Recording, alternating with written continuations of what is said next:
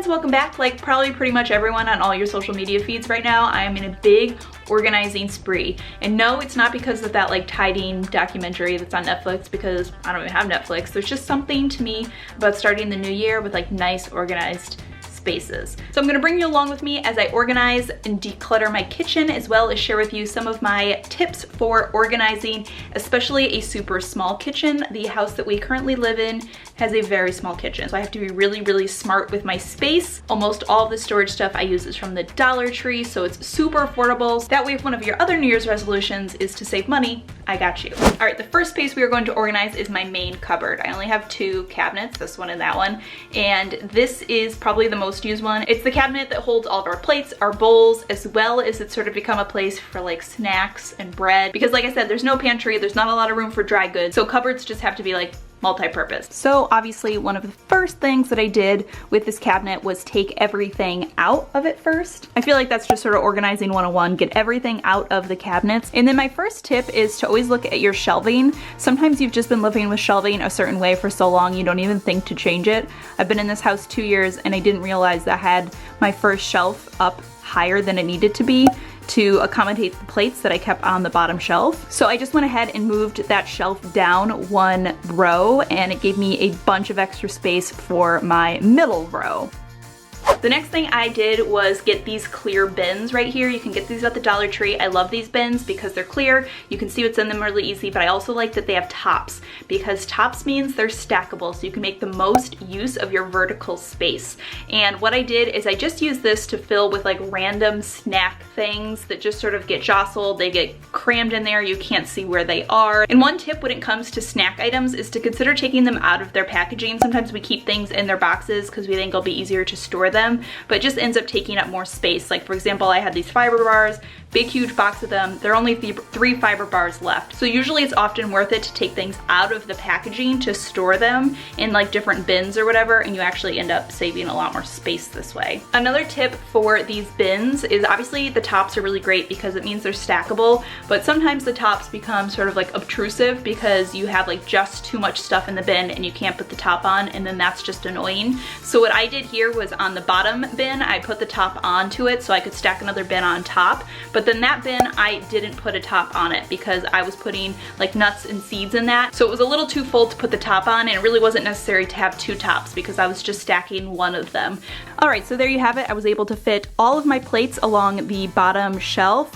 Then we have snacks up on the next shelf, as well as our bread, and then I was able to put the two bins of snack stuff up top. I was able to fit a lot more in here in a much more organized way, and I even have like more space over on this left-hand side if I decide I want to do two more stacked bins here. All right, as I'm sort of organizing over here, I want to show you a little trick that I use inside of my doors. This cabinet is mostly mugs and it's not very organized. It really should have like another shelf in here, but because we rent this house, I'm not gonna go through the bother of like putting a whole nother shelf in. So if you have any cupboards where there's extra space along the top, you can put little bins on the inside of your doors for extra storage, and then they'll basically just fit right inside when you open and close the door. Our cupboard over here that's like glasses and stuff, I have extra space up top there where I keep like all of Miles's bottle tops and like small bottles. So you can get these little bins just at your Dollar Tree, and then you just get command hooks, you hook them to the inside of the door, fill the bin up with whatever you want, and then you have a little bit of extra storage. Every little millimeter counts, and it's just that little bit of extra space. All right, the next thing I organized was the bottom of this cabinet where we keep our coffees and stuff.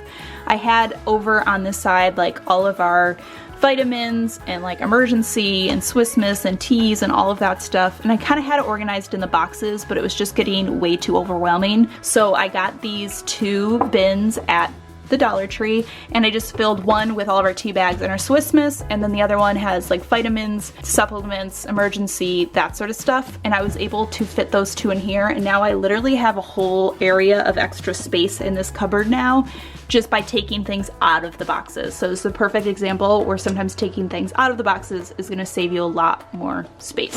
Another organization item that I added, actually this is from Amazon and I'll link it below, but our kitchen always becomes this catch-all for like paperwork and bills, and it was really making me crazy. So I added this little file organizer, and there's one for each member of the family. I have mine, which right now just has like some coupons in it. Michael's our financial one in our family, so he has like bills in his, and then the Miles one has like paperwork for daycare. And it's just an easy way to keep all of our papers organized without them being a big ugly pile on our kitchen table. Okay, a little trick for shopping for storage at the Dollar Tree. I usually suggest getting the square storage bins. The round-shaped storage ends up having more unused space in between each of them when you place them next to one another. So going for square or rectangle ones are going to give you the most bang for your buck as far as space saving. Another storage tip from the Dollar Tree is I usually say to stay clear of their cloth storage cubes, but they end up being really flimsy, and as you fill them, they really struggle to hold their shape. So it really just ends up being more of a headache. So I always recommend the plastic or the metal storage bins if you're going to get storage from the Dollar Tree. All right, next let's look at the utensil drawer. So we have just one single drawer in this house that needs to house all of our utensils, all of our cooking tools, everything. So it obviously gets messy really, really fast. So the first thing, I actually have this wooden utensil like organizer that I think I got at Walmart, but lots of times it shifts around inside of the drawer, which is really annoying. And I had these Velcro dots in here to hold it in place, but over like the past year and a half, they've just sort of worn out. So I'm putting two new ones, and I'm actually gonna use the command strip ones. I find that these are crazy strong, and what's great about them obviously is they're really easy to take off when you're done. So I'm just going to re-Velcro this to the door, so that way as I'm opening and closing the door, the utensil organizer doesn't shift. But obviously everything's going to come out first, and then I'm gonna take a good hard look at what I actually need. I don't know if you're like me, but these drawers always seem to accumulate things that like you don't need. I have a Sharpie in here, and then I have a piece to a blender that I don't even own anymore, some bottle caps. So I'm just gonna get rid of everything that I don't need.